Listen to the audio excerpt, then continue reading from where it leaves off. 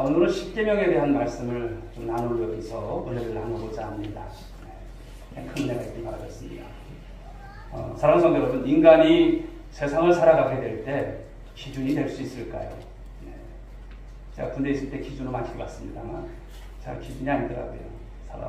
살아가면서 보니까 사람은 사실 기준이 될 수 없습니다. 여러분, 죄라고 하는 게 뭘까요? 죄라고 하는 것, 그것은 우리가 양궁을 보게 되면 이 관역이 있지 않습니까? 그 관역에 맞아야 되는데 관역에서 빗나가는 것이 죄라는 거예요. 즉 기준에서 비견하는 것, 이것이 죄입니다. 오늘 세상을 한번 보시게 되면 어떨까요? 가장 기본적인 가치가 무너지는 세상, 그리고 기준과 방향이 모호한 세상을 살아갑니다. 선과 악의 기준이 모호한 세상이에요. 그러다 보니 여러분, 이런 동성애가 지금 판을 치는 세상이에요. 무엇이 옳은지 몰라요. 헌법재판소에서도 보게 되면 우리나라다 보면 간통이 여러분 옛날엔 죄였지만 지금은 죄가 아니라고 합니다. 법적으로 여러분 구속할 수가 없는 세상입니다. 한마디로 어떤 세상일까요? 비정상이 정상이 되고 정상이 비정상이 되는, 즉 정상과 비정상의 구분이 없어진 그런 세상이 아닐까 생각을 해봅니다. 로마서에서 말씀을 보게 되면 바울이 이야기했던 것처럼 순리를 거부하고 영리를 쓰는 세상이 되어졌습니다. 사랑이 위국이 되고 그리고 결혼이 위국이 되고 가정이 흔들리는 그런 여러분 모습으로 많은 여러분 어려움들이 있습니다. 전투기 조종사들이 하늘로 이제 솟구쳤다가 바다 쪽으로 향하기를 반복하는 그런 훈련을 한다고 합니다. 그런데 가끔 전투기 이 조종사들도 헷갈릴 때가 있대요. 그래서 잘못하면 바다로 내리꽂을 수 있는 그런 위험천만한 상황이 발생된다고 하죠. 그런데 헷갈릴 때는 이 조종사들이 어떤 것을 여러분 이제 기억합니까? 자기의 기분, 자기의 어떤 느낌, 자기의 눈을 믿지 않는다고 합니다. 무엇을 볼까요? 계기판을 믿는다는 거예요. 계기판이 정확한 거예요. 오늘 우리 가정들이 흔들리는 이유가 무엇일까 생각을 해봅니다. 성적인 방종과 타락이 거세지는 이유가 과연 무엇일까? 삶이 깨어지고 망가지는 이유, 그것은 우리를 지켜주는 이 절대적 기준들을 다 버렸기 때문에 아닐까 생각을 합니다. 오늘 이런 시점에서 우리는 왜 십계명을 다루어야 할지를 생각해 보고자 합니다. 우리의 삶이 왜 힘든지, 또 어디서부터 잘못되었는지, 또 어디로 가야 하는지를 알게 해주는 기준, 그것이 여러분 십계명이에요. 십계명. 혼란의 시대에 마치 방향 지시는 것 같은 말씀이 십계명입니다. 여러분들 성경을 보시게 되면 성경 뒷면 표지 앞에 보면 그 십계명 해가지고 1계명부터 이제 십계명까지 쭉 나와 있습니다만, 이 말씀들을 여러분들이 시간 나실 때마다 한번 살펴보셨으면 좋겠습니다. 오늘 우리는 이 말씀을 통해서 우리 신앙과 삶의 기준을 다시 확인하는 그런 시간이 되었으면 합니다. 여러분, 십계명이라고 하는 것은 단순하게 몇 가지 규칙을 제시하는 것이 아니에요. 10가지 기준이 있구나 알라고 주신 말씀이 아닌 거예요. 종교교육자 마틴 루터는요, 십계명을 온전히 아는 사람은 성경 전체를 아는 것이다, 이렇게 할 정도로 거기에 비중을 두고 있습니다. 그만큼 십계명은 무엇일까요? 성경 전체를 관통하는 핵심적 메시지가 담겨있는 말씀이라는 것이죠. 여러분, 십계명은 성경에서 보게 되면 두 군데 이렇게 등장을 해요. 출애굽기에서 등장을 하고 그리고 신명기에서 등장합니다. 출애굽기에서는 20장에서 등장하고, 그리고 신명기에서는 바로 민수기상에서 발생된 말씀 신명기 5장, 여기에서 모세가 죽기 직전, 어딥니까? 성경 통독하시는 분들은 아실 거예요. 모압 평지예요. 그 모압 평지에서 이 십계명을 소개하고 있어요.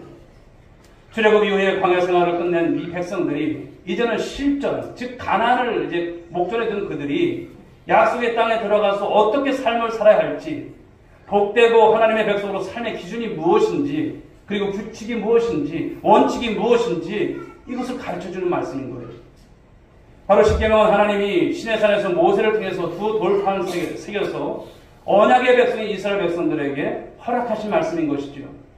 그래서 이것은 역사를 넘어서 오늘을 살아가는 우리 그리스도인들이 붙들어야 할 핵심적 계명인 줄 믿으시기 바랍니다. 이 말씀을 우리가 붙들어야 돼요. 십계명이라고 하는 것은 10마디라고 하는 뜻이 담겨있어요. 10마디. 그런데 중요한 것은요, 십계명은요, 어떤 제안을 여러분들한테 하는 게 아니에요. 당신들 이렇게 사십시오, 이렇게 살아야 됩니다, 제안을 하는 것이 아니에요. 어떤 말씀입니까? 하나님의 명령인 줄 믿으시기 바랍니다. 하나님께서 명령하신 말씀이에요. 말씀. 특별히 하나님의 명령. 이것은 우리의 삶을 결정하는 중요한 요소인 것이죠. 그래서 이 말씀을 지키게 되면 무엇을 받습니까? 축복을 받아요. 그러나 이 말씀을 우리가 지키지 않을 때는 어떨까요? 그 지키지 않는 것에 대한 대가를 불순종한 당사자가 그것을 지불해야 함을 말씀하는 거예요. 어떤 사람은 여러분 십계명을 구시대의 유물처럼 생각해요. 사실 이 십계명이 기록된 것이 BC 1300년경, 기원전 1300년이니까 얼마나 오래되었습니까? 아주 오래된 고대사의 어떤 히브리 민족에게 주신 하나의 법전을 오늘 이 시대에 우리가 그것을 가지고 산다는 것이 과연 어울릴까? 그리고 그것을 적용한다는 것이 참 좋을까? 어떤 의문을 가지면서 십계명에 대해서 이렇게 불신하는 것을 봐요. 그러나 절대 그렇지 않습니다. 여러분, 사랑하는 여러분, 하나님의 진리는 아무리 시대가 오래 흘렀어도 진리인 줄 믿으시기 바랍니다. 환경이 아무리 바뀌었어도 하나님의 말씀은 진리인 거예요. 이 십계명 역시도 진리인 것입니다. 하나님은 언제나 하나님이시고요. 그리고 하나님께서 하신 말씀도 어제나 오늘이나 영원토록 변함이 없는 것을 믿으시기 바랍니다. 그리고 인간도 마찬가지예요. 인간도 다 똑같은 인간입니다. 죄짓는 인간은 여러분 그때나 지금이나 형태만 다를 뿐이지 똑같은 동일한 인간입니다. 죄의 속성을 다 가지고 있어요. 그러므로 십계명이라고 하는 것은 시대가 변했다고 수정할 내용이 있을까요? 수정할 내용이 없어요. 절대적 기준이 된다는 것을 말씀하는 것이죠. 십계명은 그러므로 10가지 제안을 오늘 여러분들에게 주시는 그런 제안이 아니라 무엇이다? 하나님의 명령이다. 할렐루야. 하나님의 명령의 말씀인 것입니다. 그런데 십계명은 여러분 누가 주었을까요? 자, 1절 말씀을 다시 한번 보실까요? 하나님이 이 모든 말씀으로 말씀하여 이르시되. 십계명은 하늘로부터 임한 것입니다. 즉 하나님께서 주신 거예요. 여러분 믿으십니까? 하나님께서 주신 말씀인 거예요. 십계명은. 말씀을 통해서 기준을 제시하는 분이 누구십니까? 하나님이세요. 여러분, 하나님이 기준이시고 하나님이 법칙의 근원이시고 그리고 하나님이 원리를 만들어 주신 줄 믿으시기 바랍니다. 우리 인생을 여러분 너무나 잘 아시는 하나님이세요. 창세기 1장 1절 말씀 다 같이 한번 암송해 볼까요? 시작. 하나님이 태초에 천지를 창조하십니다. 아멘. 태초에 하나님이 천지를 창조하셨다. 바로 이 말씀을 우리는 믿어야 합니다. 이것을 믿지 않으면 우리의 신앙생활에 여러분 진도가 나갑니까? 진도 나가지 않아요. 세상은 하나님께서 지으셨고 세상을 지금도 운행하시고 그리고 하나님의 창조의 원리와 그 질서 가운데 모든 것이 지금 정확하게 이 역사에 여러분 이 바로 정말 수레바퀴 속에서 지금도 굴러가고 있는 것입니다. 자, 이 말은 무엇을 말합니까? 인간은 스스로 존재하도록 만들어지지 않았다는 것을 말씀하는 거예요. 스스로 존재하는 것이 아닙니다. 하나님께 의존된 존재인 줄 것을 믿으시기 바랍니다. 우리는 하나님께 바로 의존된 존재예요. 모든 것은 누구로부터 왔습니까? 하나님께로부터 온 거예요. 하나님께서 만드신 이 사용 설명서를 잘 보아야 할 줄 믿습니다. 우리가 살아가는 삶의 모든 규범들이 하나님으로부터 왔기 때문에 십계명이 오늘 우리의 삶을 어떻게 해야 참된 행복과 그리고 하나님의 축복을 누릴 수 있는가 이에 대한 말씀을 가르쳐주기 때문에 바로 이 말씀은요. 우리가 십계명을 보지만 정말 핵심 요약된 말씀이에요. 핵심적으로 요약된 말씀. 잘 정리된 말씀을 우리에게 주신 거예요. 성경이 여러분 어떻게 보면 이 안에 다 들어있다 볼 수 있습니다. 우리의 삶은 여러분 하나님께서 주신 삶이고 우리의 삶의 근원과 원칙과 법칙 이 모든 것들이 하나님께로부터 왔기 때문에 내 마음대로 살면 됩니까? 안 되는 거예요. 망가지는 것입니다. 오늘날 여러분 일어나는 모든 문제들을 한번 보십시오. 출발지가 어딜까요? 바로 하나님을 부정하고 하나님을 떠나는 순간부터 문제가 시작된 것입니다. 오늘 문제에 대한 여러분 근원적인 진단을 하지 않고 자꾸만 미봉책을 이렇게 내놓는 것을 봐요. 가령 여러분 예를 든다면 우울증을 보십시오. 우울증에 걸리게 되면 이제 병원에 가서 정신과 상담을 받는다든지 약 처방을 받아야 돼요. 우선은 그러므로 어느 정도 여러분 그 효과가 있습니다. 해결이 됩니다. 그러나 의학적 처방은 마땅히 해야지만 의학적 치료만으로 다 될까요? 되지 않습니다. 왜냐하면 우울증을 만들어내는 근원적인 문제를 들여다보지 않으면 여러분 문제가 어딘지 모르는 거예요. 왜 인생이 허망한지, 왜 내 삶의 기쁨이 없어졌는지 이 근원적인 요인을 찾아내야 하는 것이죠. 돈을 못 벌어서가 아닙니다. 내가 무엇을 가지지 못해서가 아닙니다. 더 근원적인 있는 것이겠죠. 불안하고 살기 힘들고 지치게 되면 어딘가 휴가를 갔다 오면 해결되는 것으로 생각을 해요. 여행을 다녀오면 참 유익이 있죠. 그런데 여러분 휴가를 갔다 오든지 여행을 갔다 오면 일시적으로 긴장을 완화될 수 있을지 모르지만 문제가 완전히 해결되지 않는 것을 보게 됩니다. 요즘 가정의 문제가 심각합니다. 여러분 답이 어디에 있을까요? 가정을 만드신 바로 하나님, 그 하나님의 본래의 의도가 무엇이고 또 하나님의 말씀 안에서 답을 우리가 찾지 않으면 모든 것은 여러분 미봉책에 끝난다는 것을 우리는 알아야 합니다. 그래서 오늘 이 십계명을 보면서 우리의 창조주 하나님께서 디자인하셨던 바로 그 원형으로 우리가 돌아가는 바로 이 작업이 필요한 줄 믿으시기 바랍니다. 여러분 십계명은 다시 말씀드리면 누구에게 주셨을까요? 누구한테 주신 것일까요? 그것은 구원받은 하나님의 백성들에게 주신 거예요. 2절 말씀을 한번 읽어볼까요? 2절 말씀 시작. 나는 너를 애굽 땅 종되었던 집에서 인도하여 낸 네 하나님 여호와니라. 아멘. 십계명은 구원받은 바로 하나님 백성에게 주신 것이다. 정확하게 오늘 명시하고 있습니다. 하나님의 자유를 먼저 허락하셨죠. 출애굽하게 하셨어요. 자유함을 얻은 백성들, 그 자유 안에서 이제는 하나님의 말씀, 하나님의 백성답게 나는 너희의 왕이고 너희는 내 백성이라고 하시는 이 관계 속에서 그 계명을 지키면서 살아가야 되는 것을 말씀하는 거예요. 즉 불러냄을 받은 백성들입니다. 그러므로 그 말씀을 따라서 하나님의 말씀을 따라서 살아가게 될 때 하나님의 백성으로서 풍성한 삶이 있을 것을 말씀해 주시는 거예요. 이스라엘 백성들 오랫동안 애굽에서 이방 나라 문화에 익숙해져 삶을 살았던 그들입니다. 얼마 동안 400년간, 430년간 그 삶을 살았던 그들이 새로운 백성들이 되었지만 하나님께서 출애굽케 하셨지만 이전에 애굽에서 살 때 그 삶의 기준과 방식을 버렸을까요? 버리지 않은 거예요. 그냥 살아가는 거예요. 이제 그렇지만 구원받은 하나님의 백성들로 삶을 살아갈 때는 하나님과의 그 언약을 맺은 하나님의 백성이기 때문에 과거의 그 삶을 가지고 살면 안 된다는 것을 말씀하는 것이죠.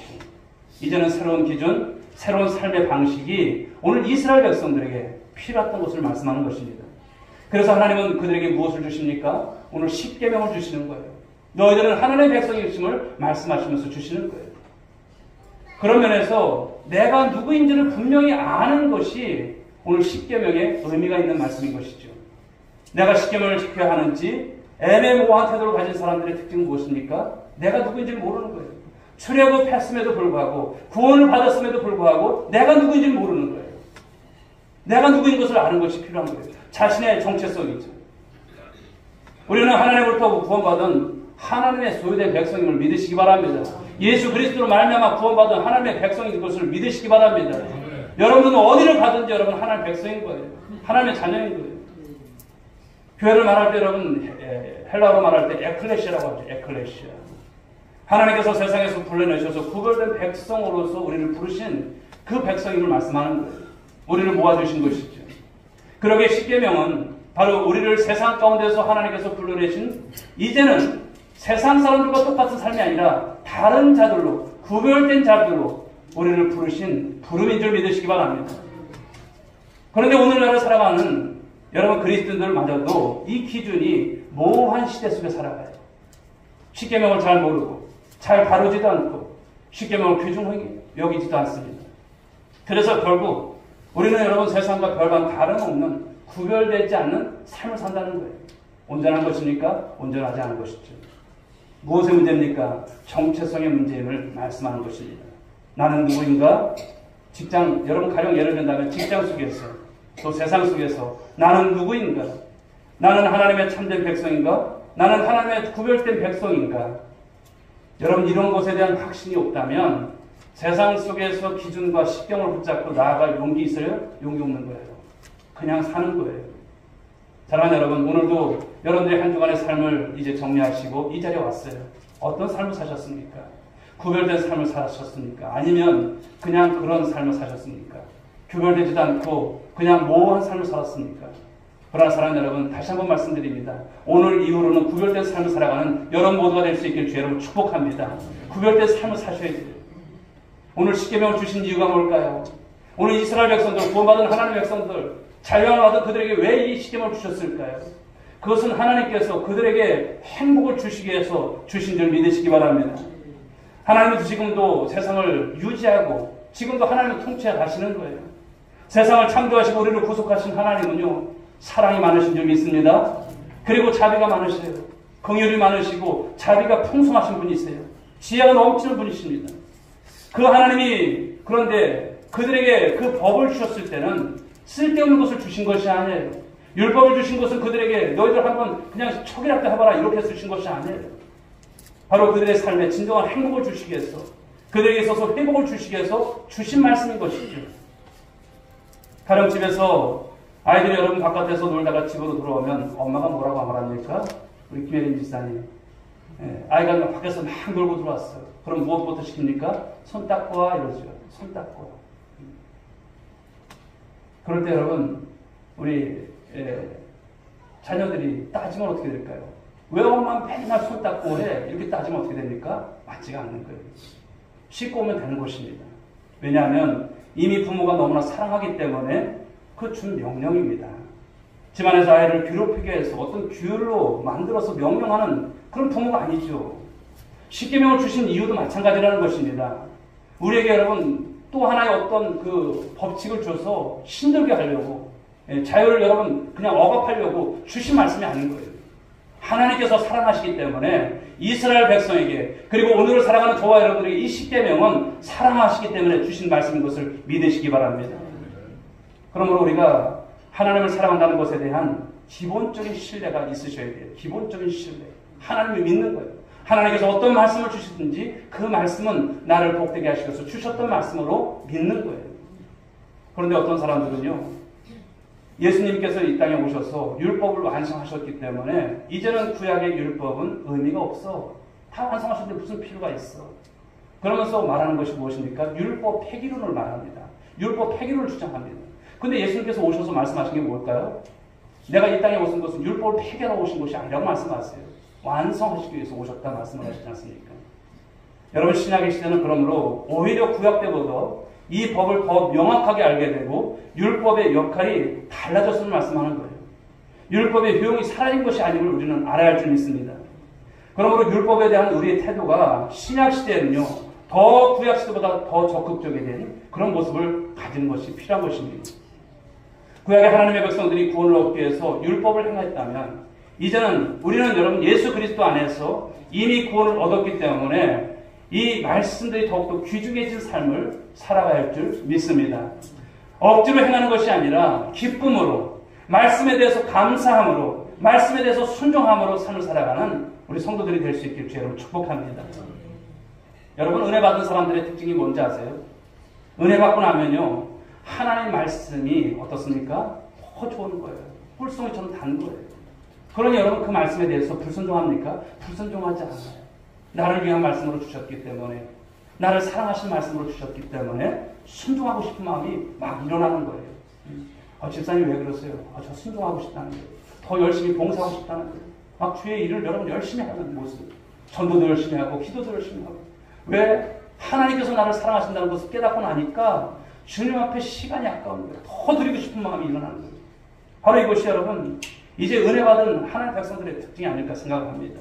사랑하는 여러분, 오늘 하나님의 말씀은 하나님의 사랑의 언어인 줄 믿으시기 바랍니다. 하나님이 나를 사랑하시기 때문에 말씀하신 것이니 이 명령에 대한 거부감이 있어서는 안 될 것입니다. 그 거부감이 아니라 나를 나되게 하셔서 주신 말씀이구나, 감사함으로 받는 여러분 모두가 되어야 할 줄 믿습니다. 그러므로 여러분 십계명은 개인의 삶은 물론이고 세상을 바꾸는 그런 원리가 되는 것을 말씀하는 거예요. 십계명을 통해서 우리는 주님이 주실 풍성한 약속에 대해서 확신할 수 있길 바랍니다. 이런 확신을 가져야 할 근거가 무엇입니까? 바로 하나님 때문이에요. 하나님께서 주신 말씀인 거예요. 그런데 종종 그렇죠. 우리가 말씀과 또 나의 기존의 생각과 충돌이 일어날 때가 있어요. 우리도 여러분 그 로마서의 말씀을 보게 되면 우리 안에서 이 두 마음의 법이 계속 싸워요. 이렇게 할까 저렇게 할까, 육신을 따를까 아니면 영을 따를까, 이것이 계속 싸우지 않습니까? 그럴 때 어떻게 해야 될까요? 여러분 이럴 때 받아들이기 어려울 때도 있을 거예요. 때로는 그것이 과하다고 생각할 때도 있어요. 내 기분을 여러분 아주 상하게 할 때도 있어요. 그때 여러분 우리의 기분이나 우리의 주장이 중요한 것이 아닙니다. 하나님의 말씀, 하나님의 주장, 하나님의 원리가 더 중요한 줄 믿으시기 바랍니다. 내가 나를 바꾸는 것이 낫지 하나님의 말씀을 우리가 바꿀 수 있어요? 하나님, 이 말씀은 조금 심하네요. 좀 바꿉시다. 바꿀 수 있어요? 바꿀 수 없는 거예요. 우리 아이들이 여러분 수학 문제를 풀다가 풀리지 않으니 공식이 문제가 있다라고 생각하고 공식을 아이가 새로 공식을 만들어서 풀려고 할 때 그 공식대로 됩니까? 안 되는 거예요. 풀리지 않는다면 공식에 문제가 있는 것이 아니고 누가 문제가 있습니까? 자신이 문제가 있는 것이죠. 사랑하는 여러분, 십계명은 하나님의 기준이십니다. 할렐루야. 우리의 기준과 규칙을 깨뜨려야 하나님의 기준을 받아들일 수 있음을 말씀하는 거예요. 오늘 세상은 여러분 다원주의 세상이죠. 종교 다원주의도 있고 이렇습니다만 우리는 예수를 믿지만 언제든지 격길로 빠질 가능성이 농후한 사람들이에요. 여차하면 빠질 수 있는 사람들이에요. 완전합니까? 완전하지 않아요. 누구의 간섭도 받지 않고 살고자 하는 것이 인간의 이 죄의 본성이 있습니다. 그렇기 때문에 우리의 욕망, 우리의 감정, 우리의 기호, 우리의 기본대로 살고자 하는 그 성향을 조금이라도 우리가 용납하게 되면요, 여지없이 우리는 그 삶으로 빠질 수밖에 없습니다. 사랑하는 여러분, 이런 것을 잘 아시는 하나님이 있어요. 저와 여러분을 모르시는 하나님이 아니라 너무나 잘 아시는 하나님이 있어요. 그러므로 사랑하는 여러분, 십계명을 주신 이유는요, 우리에게 자유를 빼앗아가기 위해서 그런 것이 아니에요. 우리에게 참된 자유를 우리에게 주시기 위해서, 지키게 하기 위해서 주신 것을 믿으시기 바랍니다. 그래서 여러분, 십계명은 우리 인생에 있어서 내비게이션이에요. 로드맵입니다. 이 말씀으로 살아가면 되는 거예요. 이전에는 하나님께서 주신 율법이 짐이고 또 거추장스러운 것이었지만 이것이 얼마나 우리 삶에 중요한 가이드라인인가.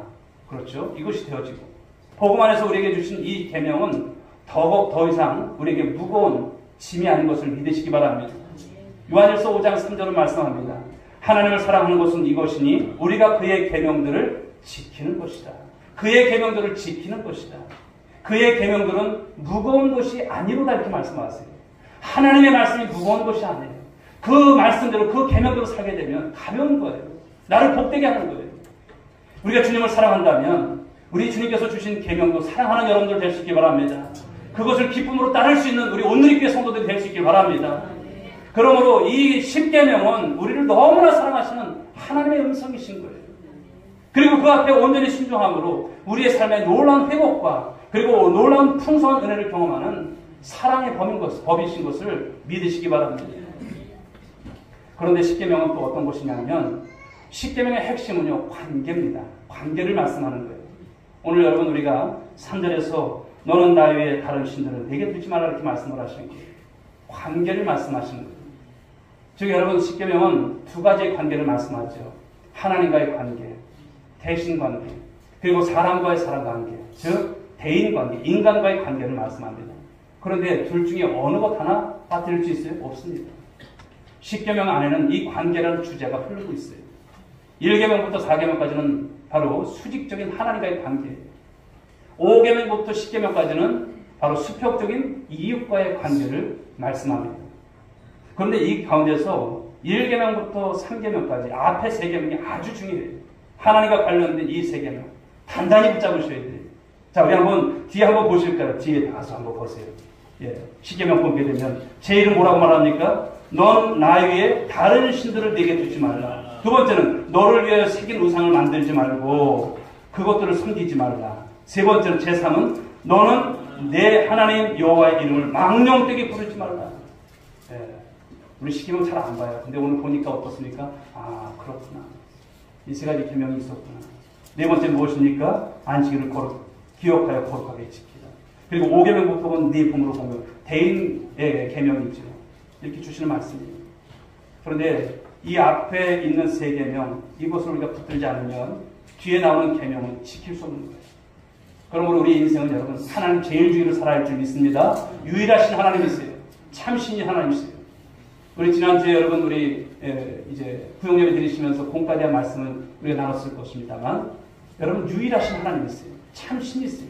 세상에 많은 여러분 신들이 있지만 다 가짜예요. 오직 하나님만이 참신이세요. 그 중심에서 우리가 삶을 살아가는 것이 너무나 중요한 거예요. 사랑하는 여러분, 인생은 관계입니다. 누구와 관계를 맺는가에 따라서 반드시 영향을 받게 되어 있다는 것을 말씀합니다. 십계명은 먼저 하나님과의 관계에서 총체적 회복을 말씀하는 거예요. 그래서 1절, 2절 다시 한번 읽어보겠습니다. 1절, 2절 시작. 하나님이 이 모든 말씀으로 말씀하여 이르시되 나는 너를 애굽 땅 종되었던 집에서 인도하여 낸 네 하나님 여호와니라. 아멘. 하나님은 우리와 개인적인 관계를 맺기를 원하시는 거예요. 너와 나와의 관계입니다. 너와 나와의 관계예요. 하나님과 여러분의 관계예요. 우리 아내가 잘해요. 우리 아내가 잘합니다. 기도 많이 하니까 나는 그냥 이렇게 그냥 갈까요? 아닙니다. 나와의 하나님과의 관계죠. 하나님은 우리를 개인적으로 친밀하게 원하신 줄 믿으시기 바랍니다. 인격적으로 대하시고 노예로 만들고자 하지 않습니다. 친밀하게 다가오셔서 늘 말씀하시고 우리의 삶에 관여하시고 또 우리를 이끌어 가시는 분이 하나님이세요. 그러므로 우리는 늘 하나님을 신뢰할 수 있길 바랍니다. 하나님 그냥 믿으세요. 나 못 믿겠어. 이런 하나님 아니세요. 믿으셔야 됩니다. 그 하나님을 우리가 바라보고 살아가는 그 하나님께서 늘 주시는 말씀이 무엇입니까? 나는 너의 하나님이야 이렇게 말씀하세요. 너는 내 백성이야. 너는 내 자녀야 말씀하시는 거예요. 이 관계는 여러분 혈연 관계 그 이상인 것이죠. 세상에 그것과도 더 귀한 관계가 없습니다. 그 하나님에 대한 신뢰감을 갖지 못하면 여러분 관계 회복이 되지 않습니다. 그 하나님을 우리가 믿고 그 관계가 회복되어질 때에 하나님의 놀라운 회복을 경험하는 여러분 모두가 될 줄 믿습니다.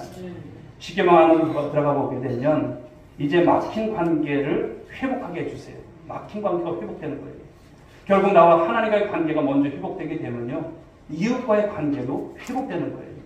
인간의 절망과 고통은 모든 것이 어디서부터 왔습니까? 하나님과의 관계가 단절될 때부터 오는 거예요.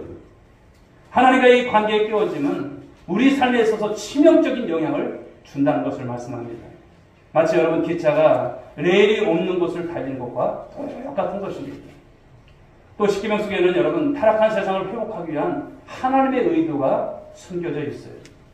개인은 물론 나를 둘러싼 주변 공동체 그리고 온 세상을 회복하고자 하시는 하나님의 귀한 의도가 있다는 것입니다. 십계명을 주신 하나님의 의도는요 너무나 크고 너무나 놀라운 것입니다. 십계명을 통해서 하나님과의 관계가 회복되므로 육체적 그리고 정신적, 영적, 도덕적 그리고 사회적, 관계적 모든 영역에서 회복이 일어나게 되기를 주님의 이름으로 축원드리겠습니다. 십계명은 단순한 윤리서가 아닙니다. 도덕책이 아닙니다. 우리 삶의 기본적인 관계를 바로잡아주는 총체적 회복에 대한 말씀인 것이죠. 그러므로 여기에 결정적인 요소가 있습니다. 이 말씀을 여러분 하나로 빼지 마십시오. 이 말씀대로 살아가십시오. 하나님 말씀하시는 거예요. 나는 너를 애굽 땅 종되었던 집에서 인도하여 낸 너의 내 하나님 여호와니라. 애굽 땅 종되었던 집에서 인도해 낸 하나님이 있어요. 오늘날 여러분 이 애굽 무엇을 말할까요? 이 애굽은 무엇을 의미할까요? 우리가 속한 세상, 어둠의 바로 세력들, 사단의 세력들이 지배하는 바로 이 세상을 말하는 거예요. 그것이 애굽이에요.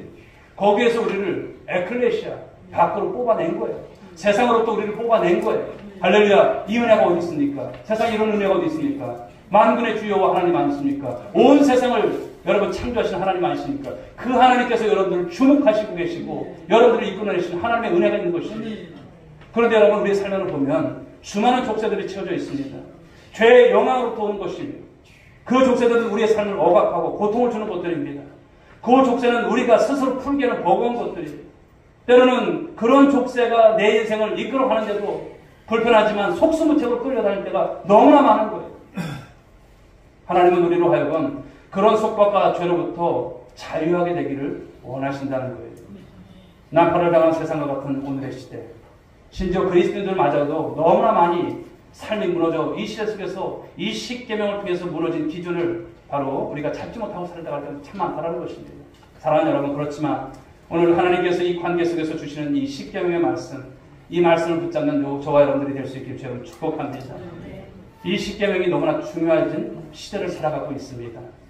앞으로 우리가 이제 살펴보게 되길 이 십계명을 통해서 우리 삶의 무질서가 끝나시고 혼란스러웠던 부분에 있어서 무너진 기초가 온전히 세워져가는 여러분 모두가 되어주시고 우리 인생 가운데에서 어려웠던 문제들이 풀려지는 은혜를 경험하는 우리 모두가 될 수 있길 주로 축복합니다. 이제 하나님 앞에, 이 말씀 앞에 어떻게 살아야 될까요? 기쁨으로 순종할 수 있길 바랍니다. 결단할 수 있길 바랍니다. 그러나 우리 힘으로는 되지 않죠. 그러므로 성령을 의지하심으로 성령께서 도우실 때에 여러분 삶이 바뀌어질 줄 믿습니다.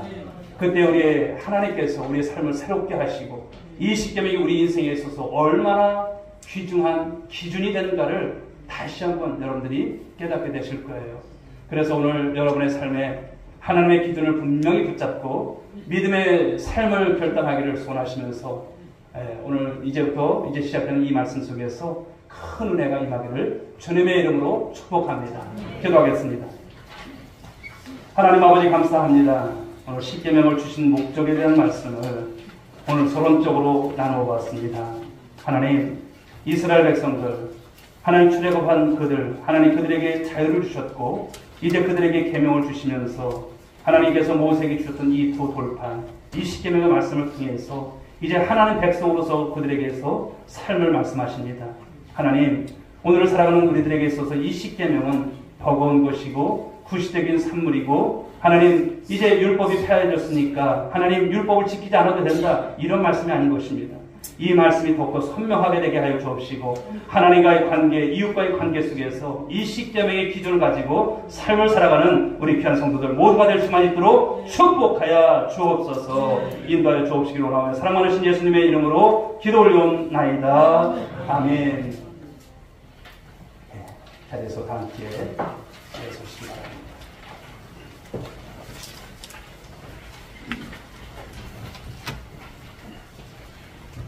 옆에 분들에게 한번 건면했으면 좋겠습니다. 말씀대로 순종합시다. 기준을 가지고 삽시다. 기준은 곧 말씀입니다. 십계명의 기준을 가지시고 온전한 신앙으로 우리 하나님 기쁨 안에서 삶 살아가는 우리 모두가 되기를 간절히 소망합니다. 주님 다시 오실 때까지 수명 찬양 드리겠습니다.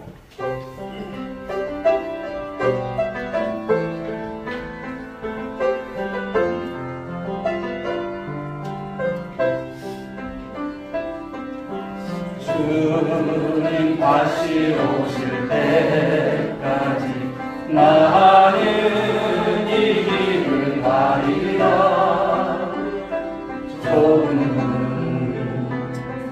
좁은 길 나의 십자가 지고 나의 가는 이 길 끝에서 나는 주님을 보리라. 영광의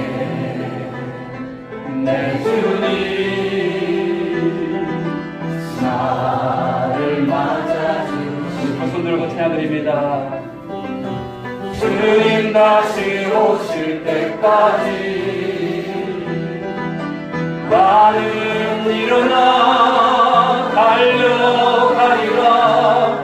주의 영광 온 땅 덮을 때 나는 일어나 노래하리. 내 사모하는 주님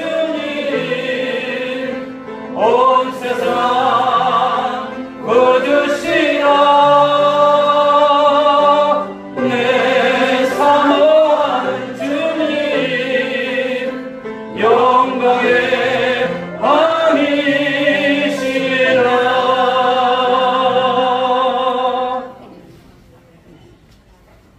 이제는 우리 구주 예수 그리스도의 은혜와 하나님 아버지의 극진하신 사랑하심과 성령님의 강한 동의로 충만하신 은총이 오늘도 십계명의 귀한 말씀 가운데 그 말씀으로 순종하며 말씀의 기준을 가지고 삶을 살아가기로 다짐하는 사랑하는 성도들 한 사람 한 사람 머리 위에, 저희들의 가정과 일터와 자녀 위에, 그리고 이 서천 땅과 이 민족 위에 지금으로부터 영원 무공토록 함께 있을지어다. 아멘.